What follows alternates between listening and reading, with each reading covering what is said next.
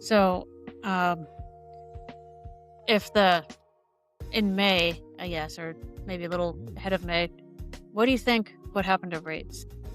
It's going to be dependent on who gets put into place. Yeah, and it's so hard to say right now because there's 3 people that they're looking at. So we'll have to revisit that in May. Any idea, like, what kind of range? Like, what's the highest? What's the lowest it could be?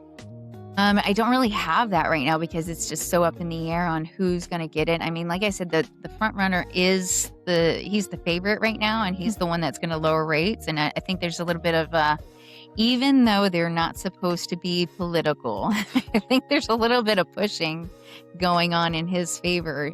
So we're really hoping that it's going to be that one particular person that's going to drop the rate. So we'll wait to see in May what happens. But I'm leaning towards he's going to get it, and we're going to be able to start to see some relaxing on policy.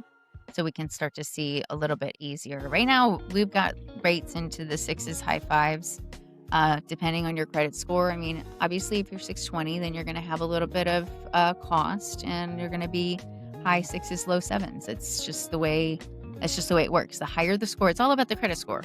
The higher the score, the better. So that's why it's a good idea to get with me ahead of time, because even if you're at 620, there's room to grow. So we're going to get you into a better deal. We're going to get you into more of a house because the rate will be lower naturally by having a higher credit score. They go in tiers: 620, 640, 660, 700, 720, 740, 760. So you're going to be in the 700 range, low 700s. I'm still probably going to want to talk to you about going FHA because the rates are going to just generally be a bit lower than a conventional rate. And not for nothing, most people don't stay in their homes more than 7 years, and mortgage insurance is not going to be gone in 7 years if you're putting minimum down payments.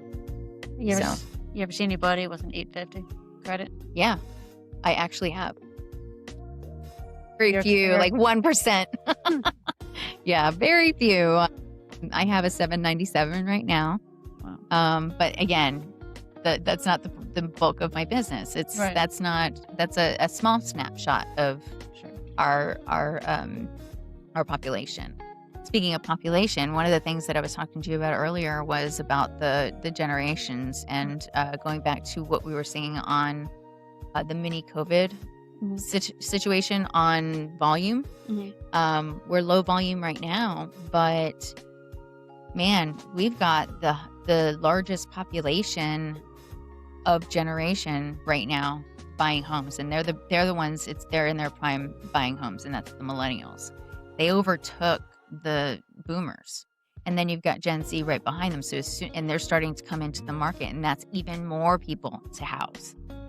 Inventory is false. It looks falsely stable right now because just any little bitty shift of more people buying homes, that opportunity is going to go. And that's the reason.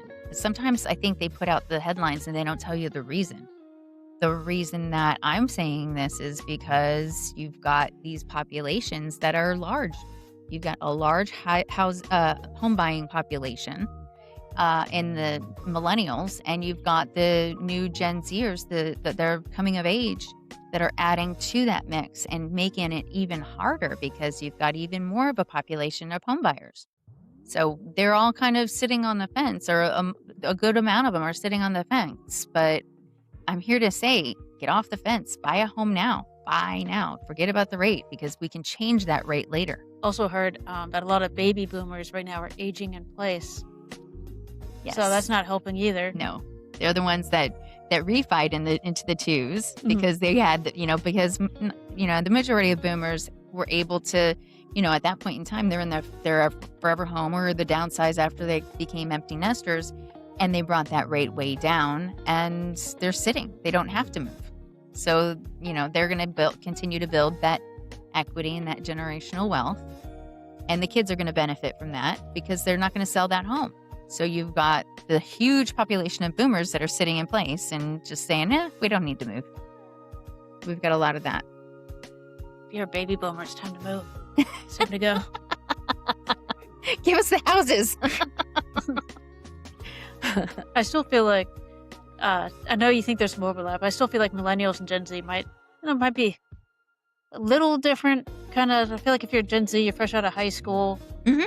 Yeah. I feel like you might be a little more limited. You've got whereas you're only the older Gen Zers that I'm okay. talking about. Yeah. I was gonna The say, ones like, that are in their young 20s, and I have a few. I've got a few in uh, my referrals right now that are in their young 20s, and they're wanting to buy homes.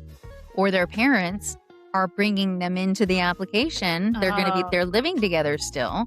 They're going to buy that house because they're still living together but they're working and they haven't screwed up their credit yet. So we can add them too. I have a few of those right now that mom and kid are buying the house together. co-signing on the loan and everything. Yeah. Oh, yeah. Well, totally being a borrower because they're going to be moving into the house with mom. Right. Yeah.